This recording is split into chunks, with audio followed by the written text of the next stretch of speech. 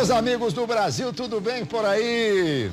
Claro, hoje é sexta-feira, não é? Que ótimo, a sexta-feira chegou. O que seria da semana sem a sexta-feira, não é verdade? Bom, hoje nós vamos falar de um assunto importante. Olha, para a terceira idade começar bem, você tem que iniciar lá na adolescência. Porque uma vida que é vazia de propósito, até os 65 anos, por exemplo, não irá se tornar plena na aposentadoria. E hoje nós vamos falar sobre aposentadoria, direito previdenciário, doutora Daniele Domingos Monteiro, advogada especialista nesta área. Ela já esteve aqui, deu um show e ela volta pra gente conversar. Querida, bem-vinda mais uma vez, viu? Obrigada pela oportunidade, tudo bom? E doutora Daniele Domingos Monteiro, advogada, especialista, como eu disse, em direito previdenciário, direito material e processual do trabalho, presidente da Comissão de Seguridade Social da OAB Campinas, tem vários artigos publicados aí em 2017, né, no ano de 2017, sobre prova pericial, meio ambiente do trabalho. Esse é um assunto hoje do momento, né, doutora? A Previdência. Previdência é uma coisa assim. A Previdência poderia mudar de nome, poderia ser Providência. Tome a Providência agora para que a Previdência lá na frente não atrapalhe, não sabe, né? Doutora, estava tudo certo. De repente, quer dizer, tudo certo sob o ponto de vista da colocação da reforma para ser votada. Embora eu até ache que o governo não iria vencer. Em todo caso, aí vem a intervenção. E aí parou tudo, mas parou tudo parado mesmo? Está tudo parado? Está suspenso, na verdade, né? O governo suspendeu a votação da reforma, que estava proposta para o dia 19 agora de fevereiro, por conta da intervenção no estado do Rio de Janeiro, porque não se pode haver mudança na Constituição com a intervenção de um estado. Isso é colocado assim aleatoriamente? Por exemplo, na hora de se escrever a Constituição, alguém fala assim, olha, coloca aí que não pode ter nenhuma votação enquanto tiver uma intervenção. Ou tem uma razão Tem uma razão, até porque... Não, tem uma razão, porque há uma necessidade, uma urgência de todo o governo ficar, né, focado. A questão do Rio de Janeiro é muito séria. Mas eu, particularmente, até acho que há um interesse do governo em suspender com medo de uma derrota nacional. Ele vem de vitórias, né? Ele teve 2 absolvições no Congresso, teve a reforma trabalhista aprovada. Nós pagamos bem por isso, né? Teve a reforma trabalhista sem grandes discussões, né? Foi aprovada com todos os seus erros. Então ele falou, não posso sofrer uma derrota agora. E ele não tinha voto, né? Não Foi tinha, feito um levantamento, ele não tinha voto, então daí teve a necessidade da intervenção no Rio de Janeiro, quer dizer, essa necessidade já havia há algum tempo, então ela foi colocada no momento oportuno. Alberto, seria uma questão tão política para a gente discutir aqui, eu não gostaria de abrir, né, essa discussão, porque daí a gente ia até discutir se há necessidade de intervenção no Rio de Janeiro ou não, né? Porque o estado do Rio de Janeiro não vive aquilo agora. Aquilo ali é histórico no Rio de Janeiro. Exatamente. Não é? Então, por que a intervenção agora? Né? Porque muitos parlamentares, se votassem a favor da emenda, iriam se indispor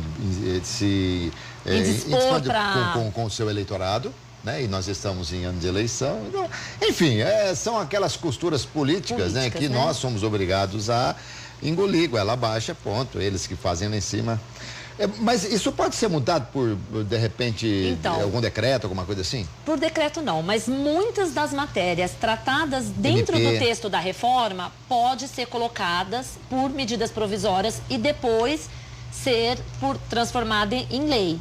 O que tem um caminho até muito mais fácil, né? Muitos dos pontos o que a medida provisória é mais fácil você falar o que a medida provisória não pode fazer do que falar o que pode. O que a medida provisória não pode? Aumentar o tempo de contribuição, como previa a reforma. Né? Então, será 30 anos para a mulher e 35 até se ter reforma. E colocar uma idade. Mas as outras questões, a pensão por morte, por medida provisória você pode mudar tudo. Por medida provisória você pode mudar... Agora, mas por que não pode as outras, doutor? Porque isso está previsto na Constituição. A Constituição determina que é o tempo de contribuição. E a Constituição não coloca idade. Então, o que tem que haver mudança na Constituição é só por emenda constitucional. Perfeito. Aí a Constituição ela deixa muito aberta algumas coisas que a lei ordinária regulamentará. Então, são essas. que nem o cálculo da aposentadoria por tempo de contribuição, o cálculo dos benefícios. Isso não é previsto na Constituição, isso é previsto na lei ordinária. Então, isso pode vir para medida provisória e depois transformar em lei. Tá. A fórmula de cálculo dos benefícios. Agora, mas medida provisória não traria, assim, um desconforto político da mesma maneira para... Não, por conta que não abre tamanhas discussões. Isso é feito muito mais nas salas, nas caladas das madrugadas. E depois vai para o Congresso, transforma em lei e não tem grandes discussões. Eu não tenho esse estigma da reforma. Mas então, né? Por que o governo já não lançou mão dessa situação assim antes da... Porque o mercado queria, na verdade, uma reforma, né? O mercado quer a reforma, medida provisória não vai fazer uma grande reforma. Não vai fazer uma grande reforma. E depois as leis, elas são questionáveis. Do mesmo tempo que eu posso mudar para um lado, depois eu posso modificar. Então, ela tem toda também uma insegurança. Tá. E vamos aqui entender, da forma que estava sendo proposta a reforma, qual que é a sua visão?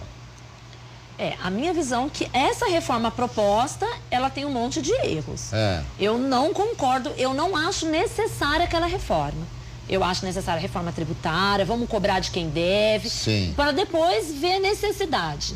Né? Se tem ou não. Há quem diga que se o governo receber todos os atrasados das grandes empresas, a situação seria bem melhor. Ainda na situação que nós vivemos hoje, com todas as grandes empresas devendo, Itaú, Unibanco, Bradesco, JBS, devendo aí na faixa de trilhões, nós temos uma previdência superavitária. Nós não temos déficit na previdência. Então, imagina essas pessoas pagando. Se estivessem pagando, né? Então, imagina, teve a CPI da Previdência, aprovou o relatório por unanimidade e apontou também um monte de erros no texto da PEC, da reforma, e disse, olha, aqui não tem déficit. O que precisa se fazer é combater a corrupção e medidas sérias para cobrar os grandes devedores. Não é o trabalhador que tem que pagar essa conta.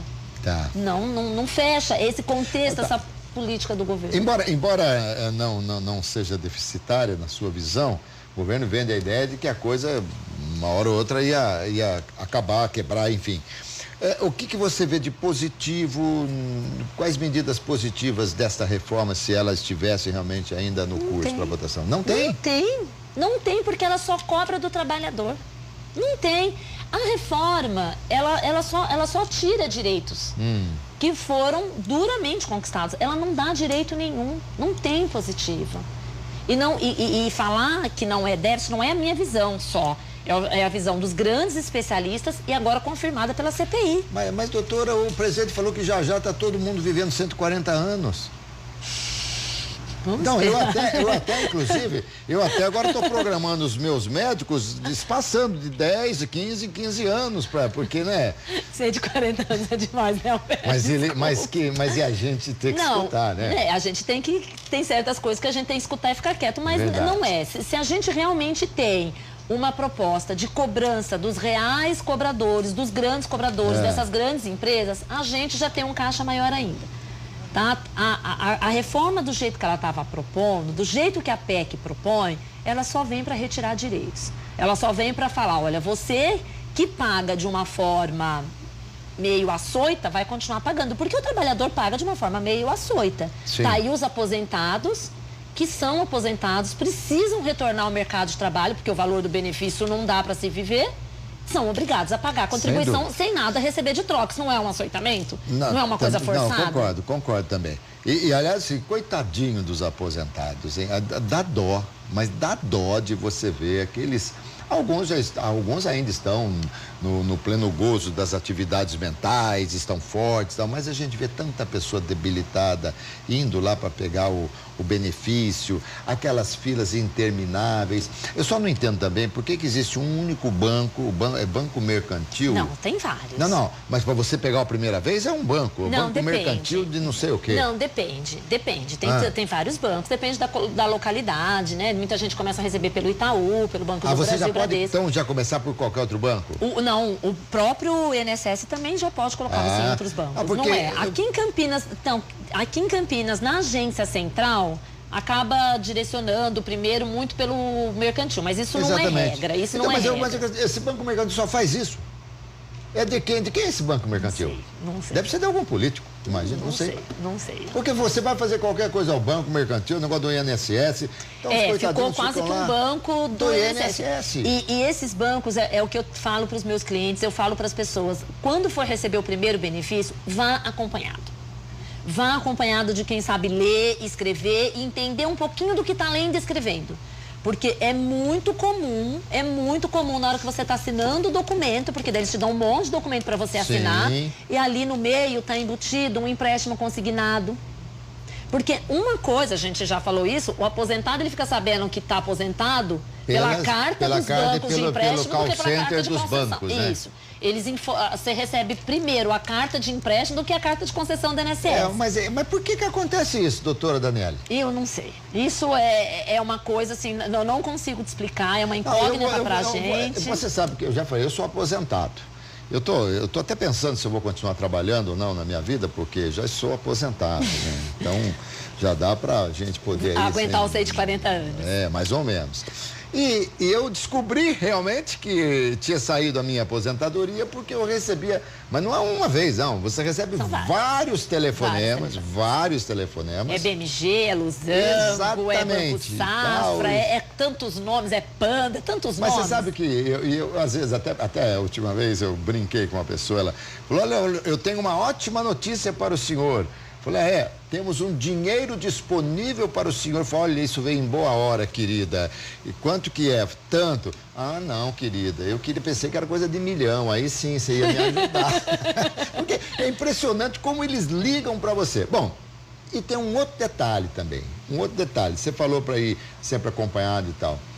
Isso não tem como fazer porque é na família, né? É intramuros, é intracasa. Muitas pessoas acabam pegando esse empréstimo em nome do aposentado e o coitado do aposentado ainda já tem o dinheiro descontado.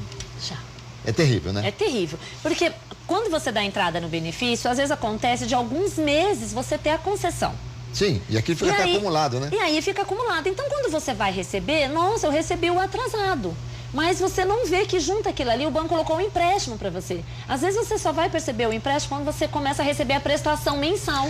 Que daí você vê o desconto. Quer dizer, isso verdade, infelizmente, tem bastante. Na verdade, isso é uma pegadinha, né? Mas tá ali escrito pegadinha. E a pessoa não lê. Não lê, porque a gente sabe... Mas ninguém lê. Então, mas não lê, porque às vezes porque não sabe ler mesmo. Não lê porque se você vai sozinho, as pessoas te atendem no banco, sequer dão a oportunidade de você ler, só faz o xizinho. Mas, doutora Daniele... Só faz o xizinho. Assina aqui. Extremamente competente, extremamente esclarecida. A senhora vai ao banco para receber um cartão que o banco vai lhe dar, um cartão de crédito, ele dá um calhamaço de coisa assim para você assinar, você vai assinando também, você não lê tudo aquilo. É uma coisa, aquilo lá, tem muita coisa ali, que de repente se a gente lê mesmo, a gente não assina, né? Mas é a verdade. Sim. Eu concordo contigo. Mas no cartão a gente vai buscar, a gente tem uma coisa, mas assim, na hora dos aposentados, eles já são tão carentes de informação. Sim. Aproveitar dessa necessidade é um crime, né? É desumano, é desumano. E houve uma corrida muito grande, porque quando surgiu aí a reforma, essa coisa toda, aí todo mundo queria. Houve muita gente se aposentando, não tendo exatamente o tempo para não ter aquele fator previdenciário, essa coisa toda. Muita gente se aposentou por conta dessas medidas que seriam aprovadas ou não?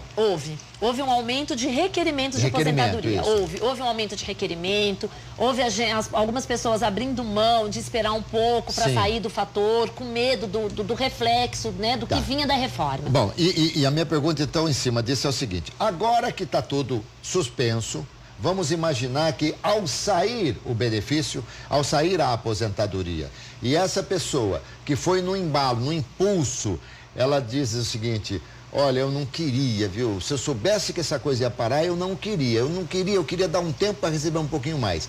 Compensa ele abdicar, ele não aposentar e continuar? Teria que ver o caso. Não dá para te responder, porque cada caso é um caso. Cada vida previdenciária do cliente, do segurado, é única dele.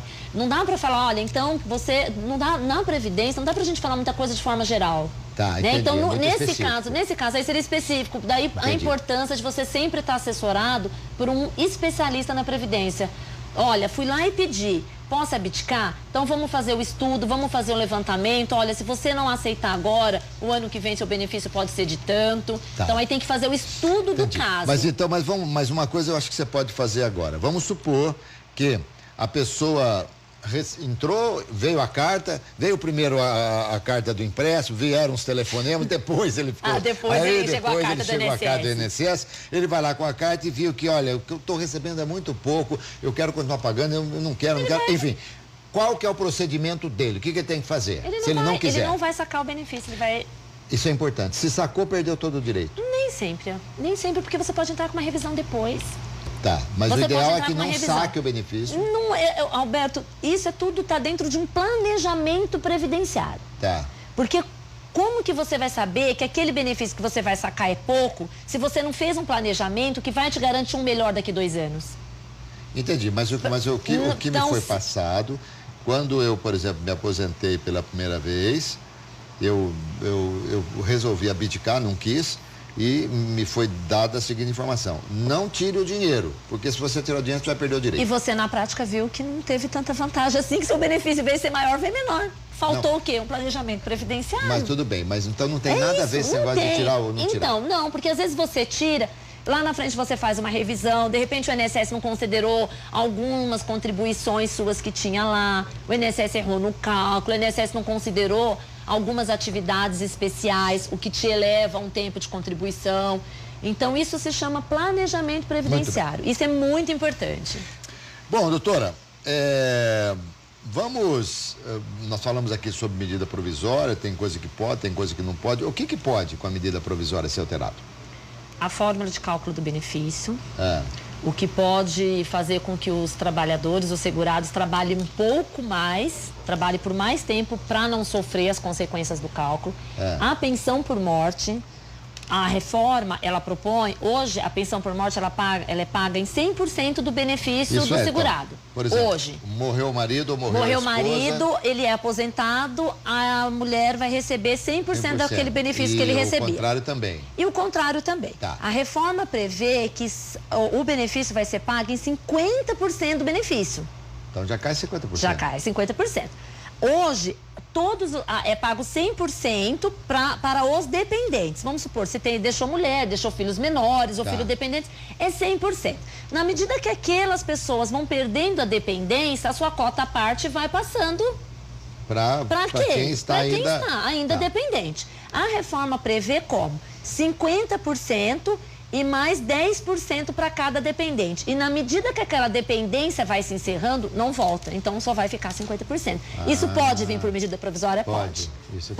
Pode vir. Mas hoje ainda não, né? Hoje ainda não. Tá. Hoje você pode, aposentado, acumular com uma pensão por morte. Eu, aposentada, meu marido vem a falecer, eu posso requerer a pensão por morte e ter 2 benefícios. Independente do valor. Eu fico limitada no teto. A reforma prevê que só vai se acumular benefício se a soma chegar a 2 salários mínimos.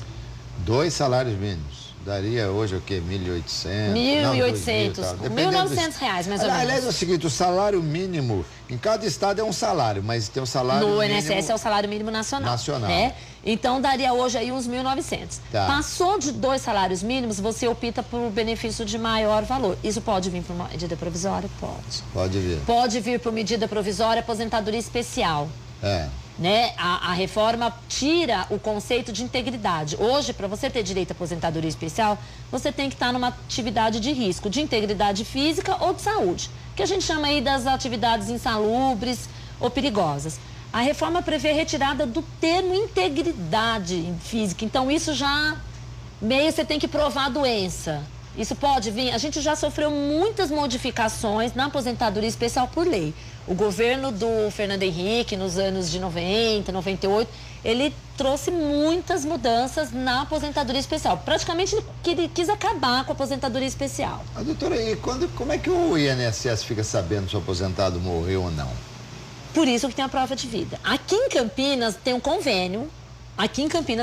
CETEC e INSS. A comunicação é quase que automática. Aqui em Campinas? Aqui em Campinas. Mas não deveria Algumas ser cidades nível não. Nacional? Deveria, mas aí a gente tem a deficiência até de serviço público de funerária, que nem a gente tem aqui cidades vizinhas como Hortolândia, Sumaré, não existe. esse serviço público. Então, seria lá, todo esse serviço é feito por funerárias particulares. Então, tem que ter a prova de vida.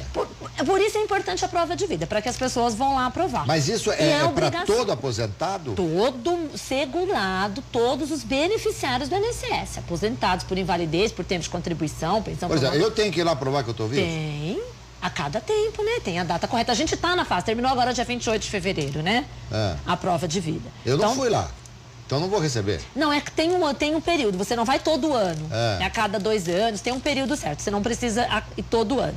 E é obrigação da família levar, então tem umas formas. Acaba que em algumas cidades, por deficiência de servidores, por deficiência da cidade, a família acabar recebendo benefício com morto, acaba. Isso é uma das... Uma das fraudes, né? Não sei se é fraude. Isso até a reforma propõe. Até a reforma não, a CPI propõe que se faça um estudo, que se faça um investimento no serviço do INSS. Que se melhore o serviço prestado pelo INSS na contratação de servidor, na automatização do serviço, para se evitar essas fraudes. E as pessoas mais idosas, elas devem ir com um tempo menor para fazer a prova de vida, de repente, imagino, né? As pessoas têm 85, 90, 95. E se a pessoa estiver com problemas, estiver na cama, estiver com doença e tal, como é que é feito isso? Por ata notarial. Essa semana nós tivemos em Americana, se eu não me engano, em Limeira, posso estar enganada, um senhor de 85 anos não conseguiu fazer a prova de vida. O filho até levou ele na frente do Banco do Brasil, porque ele precisava fazer a prova de vida, mas ele não conseguia sair do carro. E pediu que a gerente fosse lá e tomasse aquilo por nota, ela se recusou, ele teve benefício suspenso. E ela é maravilhosa, né? Maravilhosa. Isso foi noticiado, tudo. Então, assim, deve ter um lugarzinho no céu, né? Tem que se procurar, infelizmente, a família tem que se procurar, fazer por procuração, porque o procurador que vai fazer a prova de vida tem que estar sempre se precavendo dos meios, porque tem que fazer, é exigência. Com certeza. Eu estava pensando aqui, como eu não fui lá, pode ser que o Temer teve o benefício suspenso porque ele não fez a prova de vida. O presidente teve. Bom, para você ver como todo mundo tem que fazer a prova de vida. Com certeza. Bom, doutora, hoje continua tudo como antes do quartel de Abrantes. Sim. Tudo igual. Tudo igual ainda. Não tem mudança ainda. Tá? Não tem. Tem proposta de medida provisória? Não tem. Mas eu não descarto, e muitos especialistas não descartam a possibilidade de sermos surpreendidos com algumas mudanças por medida provisória. Mas, por exemplo, o que não vai poder mudar por medida provisória é o tempo de contribuição e a idade. Tanto por tempo de contribuição para aposentadoria por tempo de contribuição, como para aposentadoria por idade. A saber, hoje a idade é para mulher 60 anos. Não, para aposentadoria por tempo de contribuição não existe idade. Eu só vou exigir o tempo de contribuição. São 30 anos. Mulher 30 anos, homem 35. Para aposentadoria por idade, o homem tem que ter 65 anos e 15 anos de contribuição, a mulher 60 anos e 15 anos de contribuição. A mulher 60 e 15 anos. O que é que propõe a reforma? A reforma propõe, na aposentadoria por idade, aumentar de 15 para 25. 25 anos aqui. A mulher passa para 62. 62. E no tempo de contribuição, eu mantenho, na verdade, aí começa um cálculo que é bem complexo, porque daí vai aumentando a cada ano, o que chega a levar o segurado a ter que trabalhar aí por 50 anos. Né? 50 anos. E eu imponho, na reforma, eu imponho a idade. Eu exijo que tem que ter o tempo de contribuição mais idade, o que eu tenho no regime próprio, né? O regime próprio exige tempo de contribuição e idade. Eu trago isso para o regime geral. Agora, e é proibido ainda o trabalho para o menor de idade, né? Não é proibido.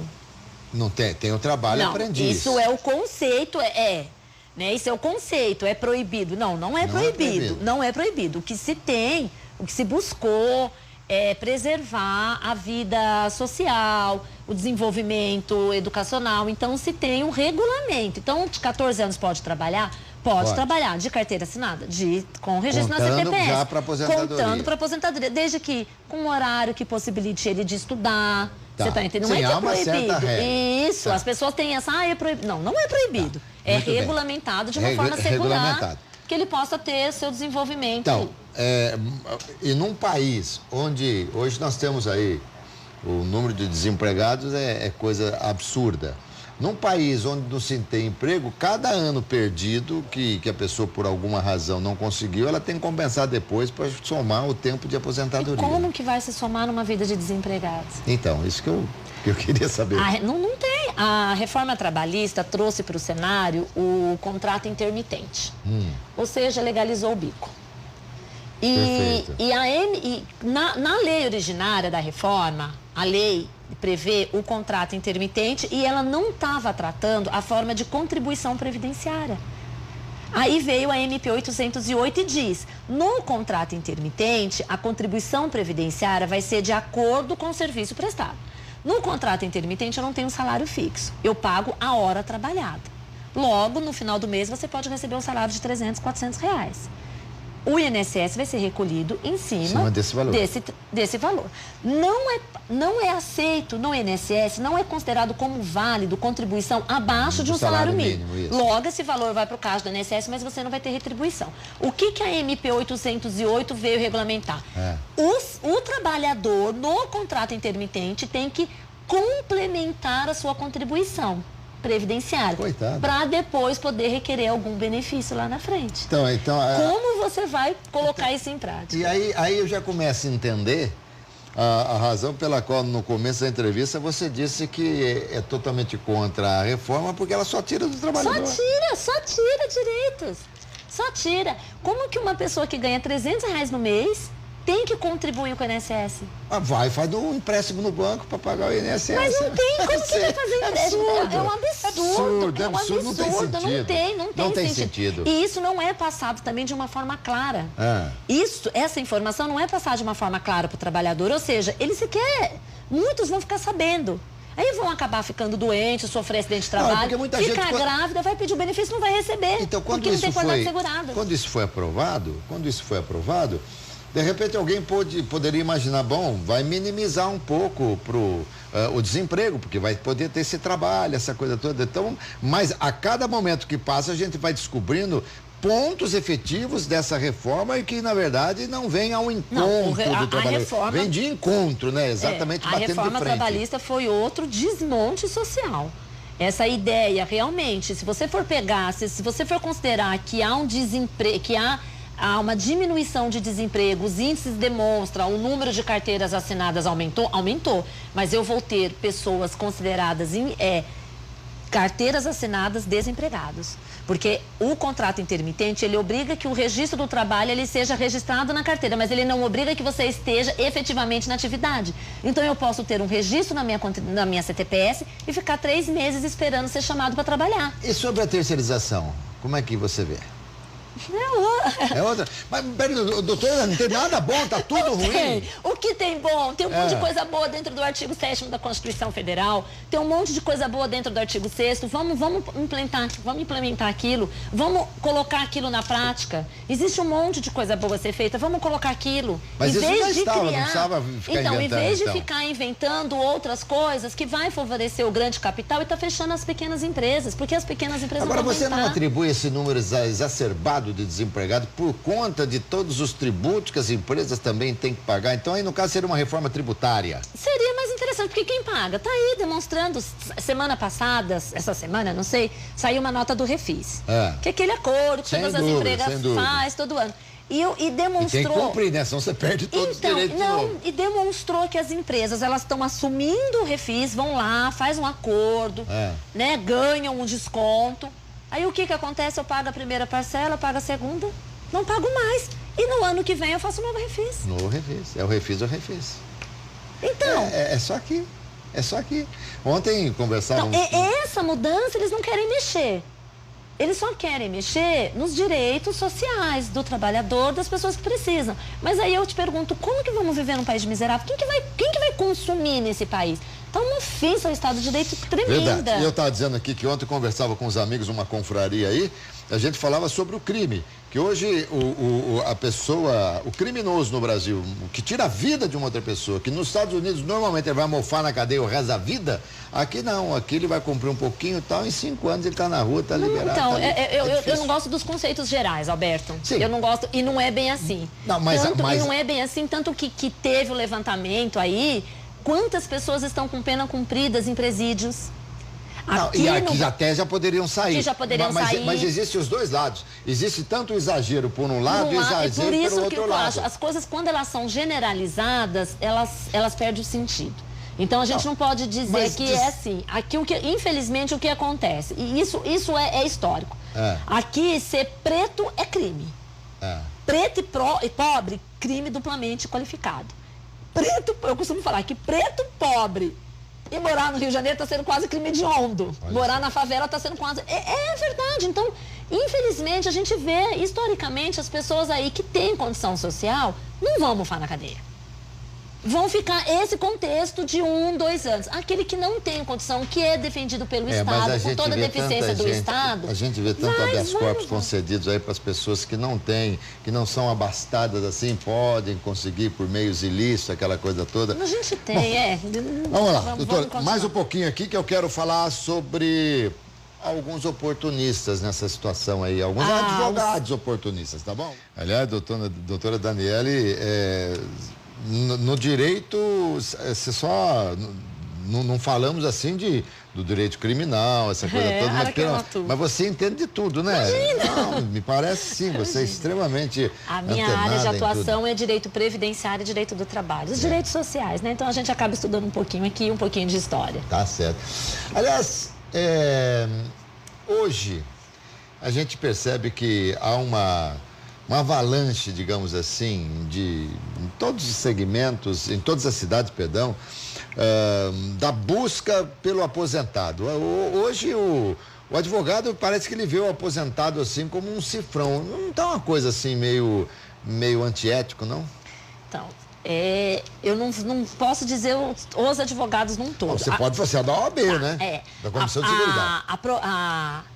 A atuação do procurador na fase administrativa do INSS não precisa ser exclusivamente do advogado. Qualquer pessoa pode ser procurador na fase administrativa. Para requerer benefício administrativo, recurso administrativo. Benefício, qualquer ação judicial tem que ser advogado. Infelizmente, o que a gente tem visto aqui em Campinas, em toda a região, vamos dizer nível nacional, é as associações, as Prev da vida. Prev Brasil, Prev não sei o quê, Prev não sei o quê. E que estão agindo de forma, na minha visão, na visão de muitos, bem nessa visão. Vê o segurado como cifrão e tem agido com falta de conduta e eu acho até com falta de caráter.